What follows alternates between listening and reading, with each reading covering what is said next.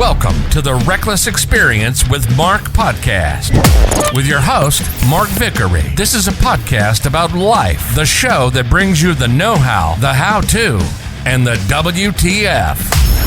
Each week, discussing daily life with interviews of people you really want to know. Now, here's your host, Mark Slick Vickery.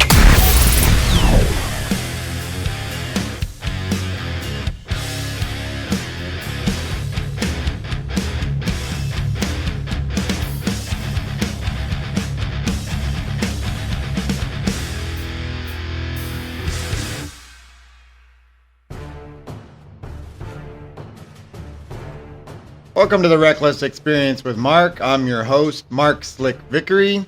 All right, everyone. So a follow-up to yesterday's press conference with the protest organizers. I had to do a little research because mainstream media only shows clips. So I've gone onto YouTube, found a few whole versions of the press conference, and it appears the organizers did not answer all the questions that I understood they said they were going to answer. However, they did make their point clear that they are not going anywhere until all mandates and restrictions are dropped. So as you remember, the organizers demand not only the mandates, but the vax passport and all the restrictions. Plus, they want all charges related to COVID activity and fines returned and wiped from people's history. I'm not sure how well that would work out, but it is what it is. So as you've seen, for those of you that don't know anything about the organizers, the top three organizers do have a history with protests, political protest in general, as well as racist history. So again, this isn't why I'm here. Myself refuse to support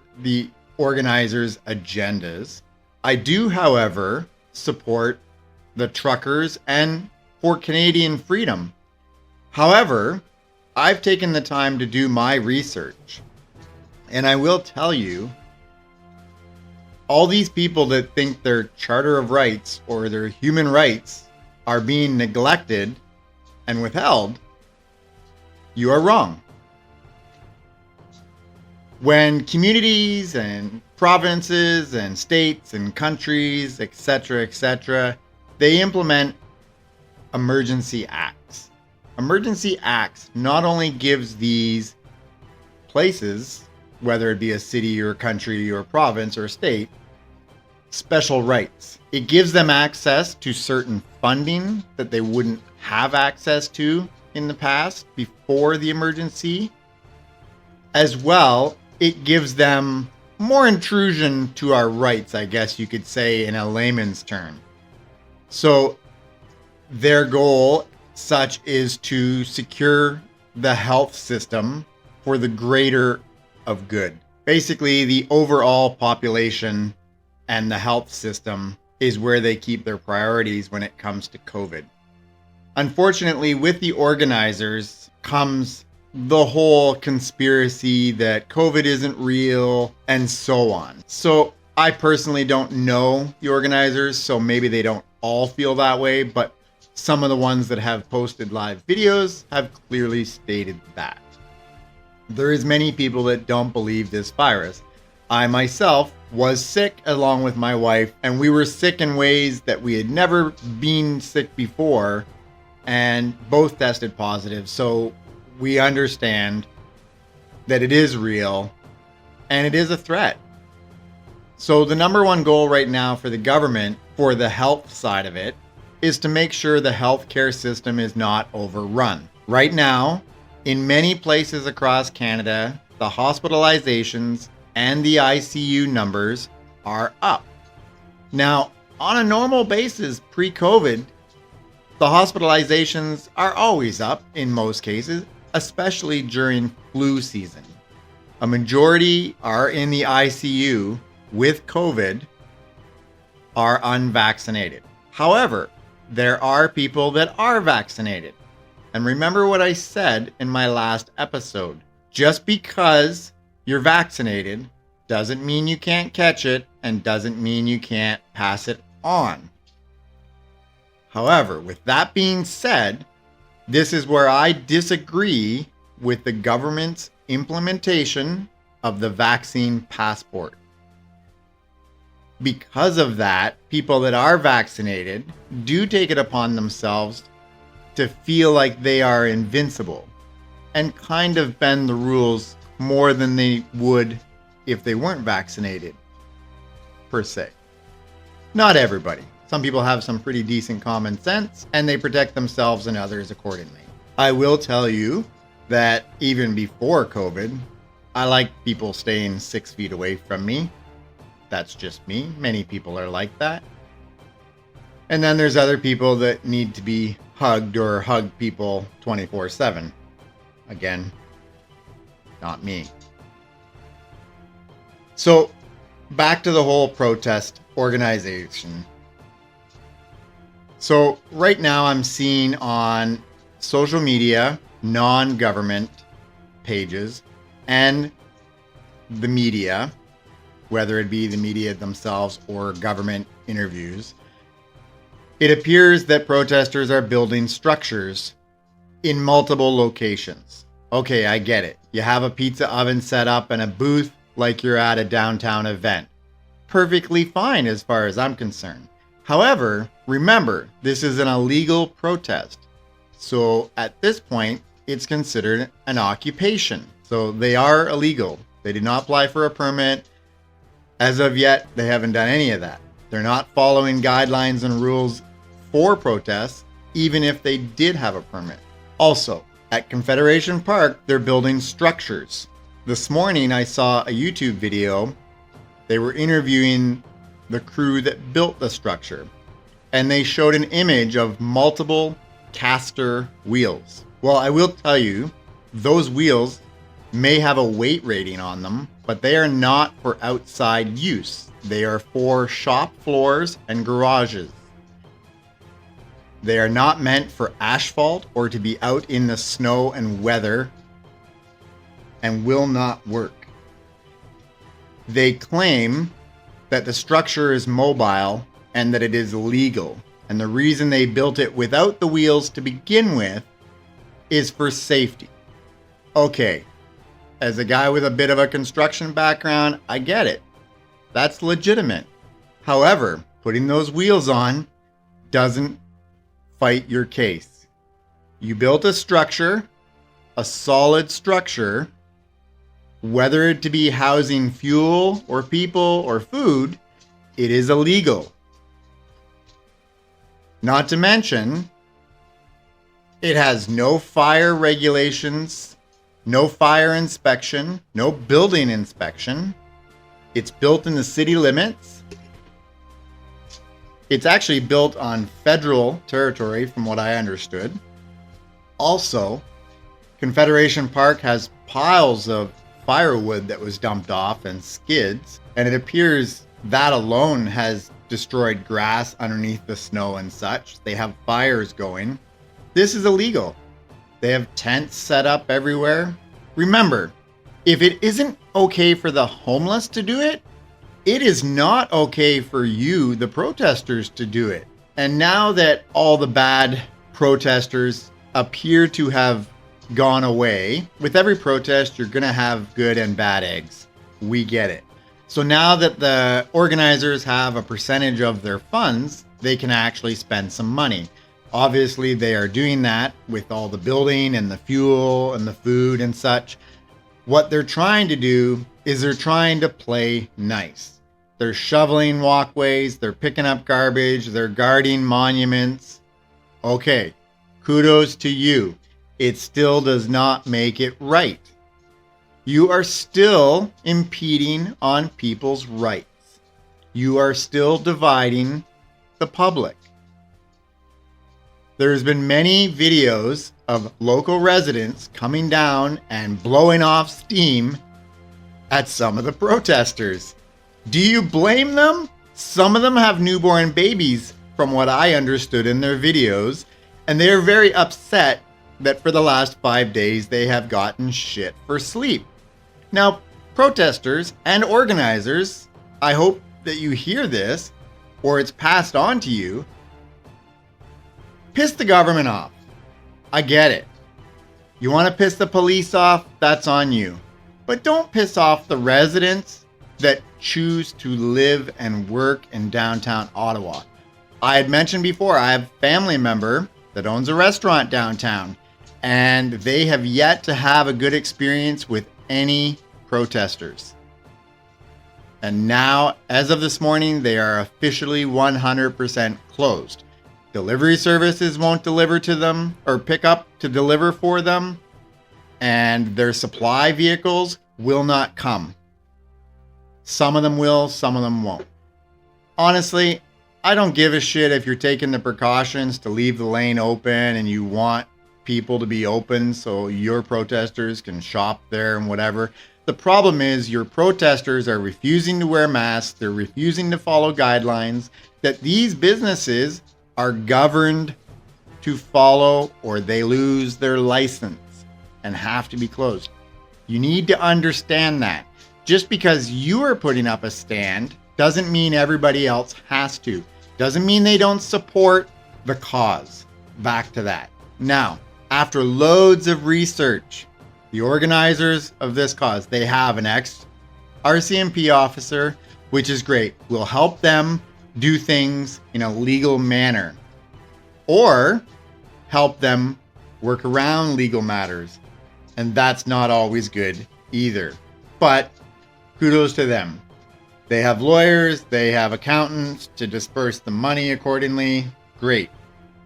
But I've seen many interviews with truckers that are still on Parliament Hill that are stating they have not got a dime. Please donate to me. I need food, fuel. But again, some of those have been resolved. Some of them have not been. Now you're starting to protest in multiple communities, to go to different legislators in individual provinces. Great. I personally agree Trudeau needs to go. The Liberal government has not been good this time around at all. However, I don't believe there is much for Conservatives that I like. But again, I am only one voice, just like the protesters are a minority voice of the country. The last time we had an election, Trudeau won again. Mandates and vax passports were on the agenda. The Liberals were the only ones that were rock hard, solid steel on that. The other parties were all flexible and willing to listen to the public. But yet, people said, oh, there wasn't any good choices, so I didn't vote. That makes you, well, it makes your voice mute. If you didn't vote, you have no say on how the government or what the government is doing. As far as the border crossing goes, I did see that they came to an agreement with the RCMP that if the Premier drops the mandates and the vax passport, they will leave the border open. We'll continue to protest until all the mandates are gone. Fair enough. However, the USA is the ones that implemented cross-border mandates. Canada followed suit. If we drop ours, you still can't cross the fucking border without vaccine. And as the organizers said, all those other countries have dropped all their mandates and restrictions. The media, the mainstream media, is correct on advertising false, because that is not true. If you go to those government websites of all those countries, you will see you are required to have a double vaccination and proof of that in order to travel to those countries. So the organizers obviously didn't do their full research. So at this time, I definitely have to say, those that support the protesters, that's great. I understand. I understand that you obviously have the time and the money to spend on Parliament Hill or wherever else to protest for your so-called freedoms. I do not. I work for a living, and I just don't have time for that at all. I say my wants and needs by voting, and that's how I do that. I will not give credit to the organizers for doing what they're doing, mainly because they have invoked fear in local residents and businesses by bringing all these 18-wheelers up, blocking the roads, making noise. Think about it. There's a reason why these communities are getting upset. Just the sound of a semi-truck at idle is loud. If you've ever driven through the back of a truck stop, if you're in Ontario, Quebec, or any community across Canada that has a highway with truck stops, go into the back. There's a truck-only entrance. You can drive through there safely. Just be cautious. Just drive around and roll your windows down and hear those trucks. If there's a dozen trucks there during the day, wow. Like there's a loud hum. Like maybe that's easy to sleep with that kind of hum, maybe for some, but not everybody. And then when they're blowing their air horns and slamming big doors on the trucks all the time, it's just not appropriate. Not to mention, if they have their CBs, a lot of truckers will have an exterior speaker. Similar, you'll hear hydro in service trucks. They have a speaker externally so they can hear the radios when they're communicating with each other. Imagine hearing that shit while you're trying to sleep. Say you have an apartment downtown core of any city, and during the day you hear traffic. Nighttime's pretty quiet, unless it's like bar time. You'll hear the odd honk or hoot and holler. Great, whatever. But imagine living in one of those apartments, raising a newborn baby who you're trying to get to sleep through the night, and some jackass is blowing an air horn constantly, hooting and hollering, and you hear all these trucks running, doors opening, closing on the trucks. Well, opening you probably wouldn't hear them, but slamming them. Where I live, I have a parking lot right beside me, and if someone comes in late, it literally sounds like that vehicle door is beside my bed. So I could just imagine what it sounds like downtown. So with that being said, protesters, put yourself in the residents' shoes. You're doing good while you're there. Sure. You are illegally occupying a downtown core. Doing good and shoveling and giving out Tim's cards and stuff doesn't make it all better. Like I said, full support for the freedom, just not for this particular set of organizers because they do have a bad history. So with this coming weekend, Toronto is preparing for protesters of all kinds, including the trucks.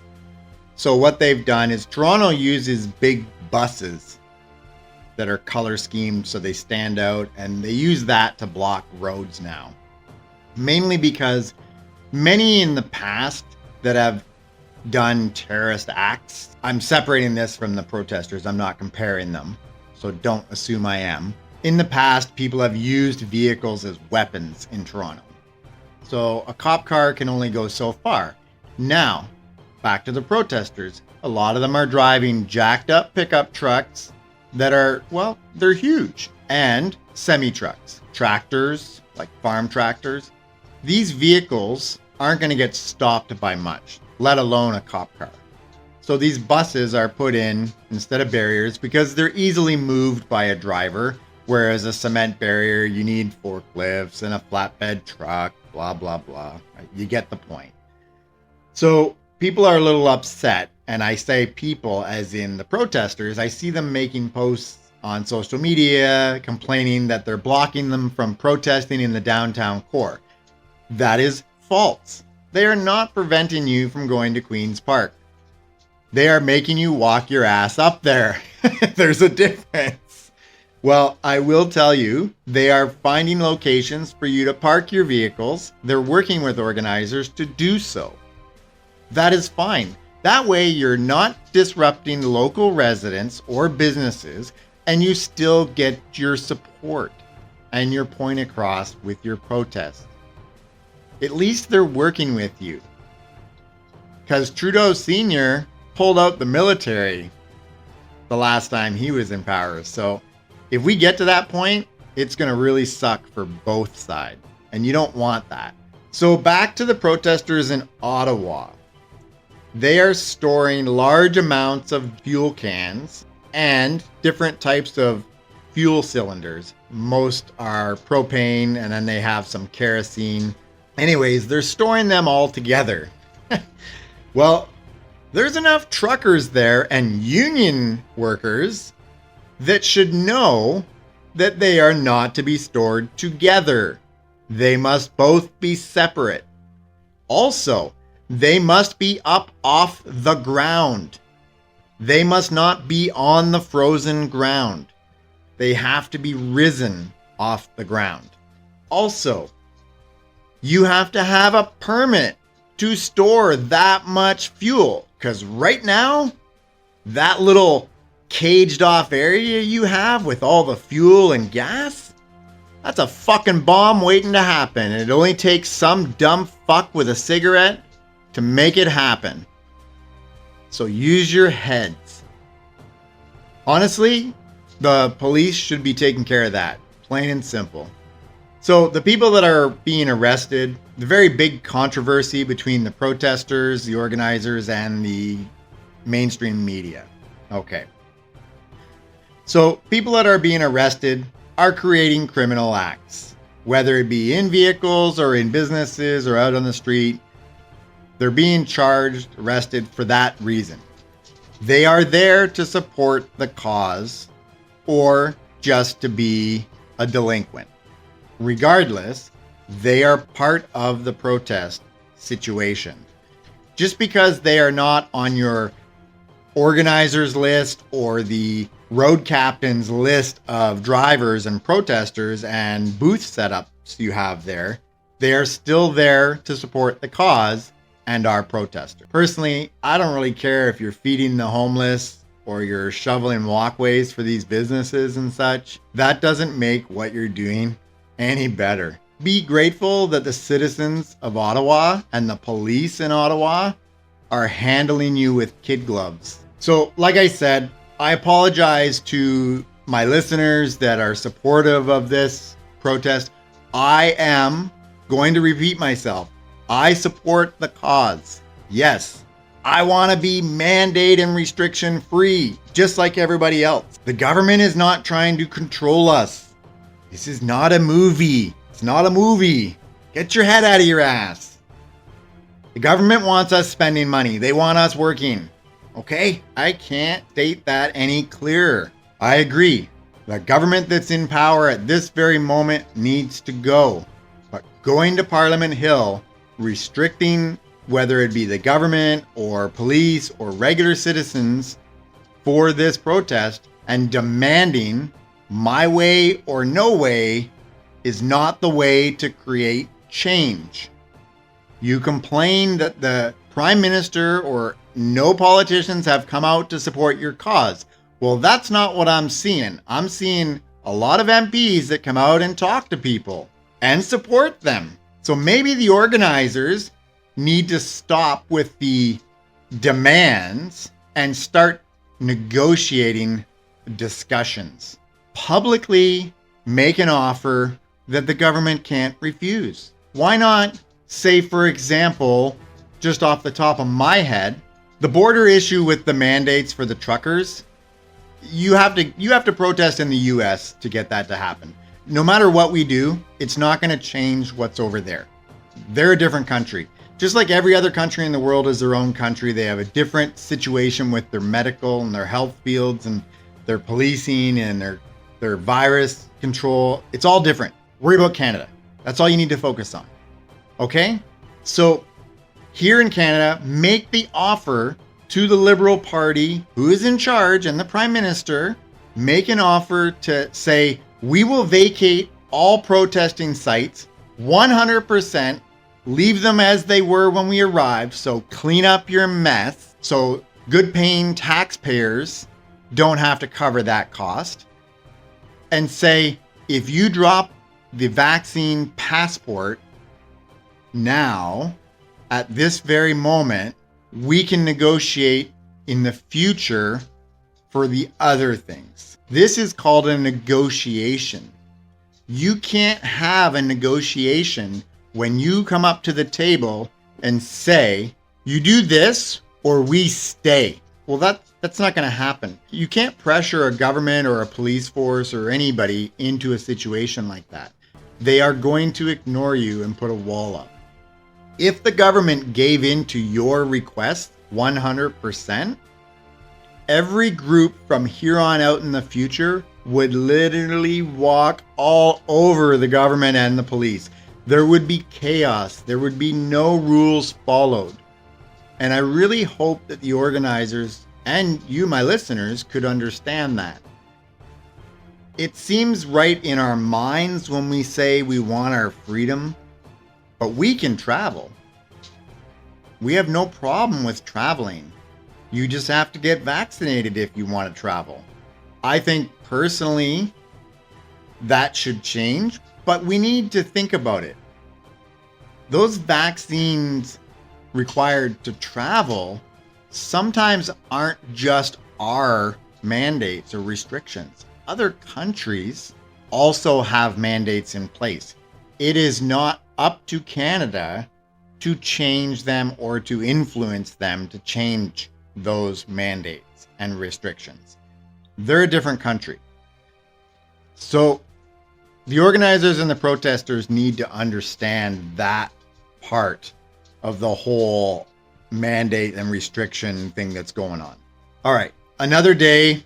I hope I covered some more information and got it out there to people so they could understand a bit more on where I come from, because I've had a lot of messages calling me a sheep and bashing me and telling me I need to put my tinfoil hat on tighter and whatever else. But when it comes down to it, I try to be neutral. I will give my opinions. They are my opinions alone, not of my sponsors or my friends and family.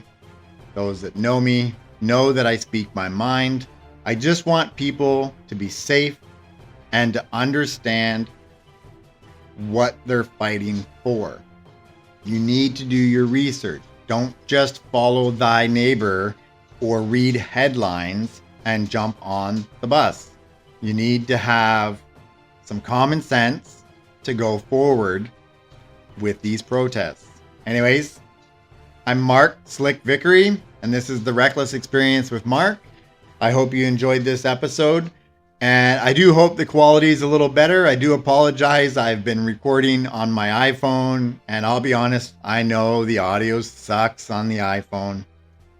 Again, if there's anything else you want to hear, send me a message, and I can discuss those on my next podcast. Tomorrow, I will most likely do another update depending on how the protests across Canada go. Be safe, be kind, and don't be a twat. Thanks for joining us this week on The Reckless Experience with Mark.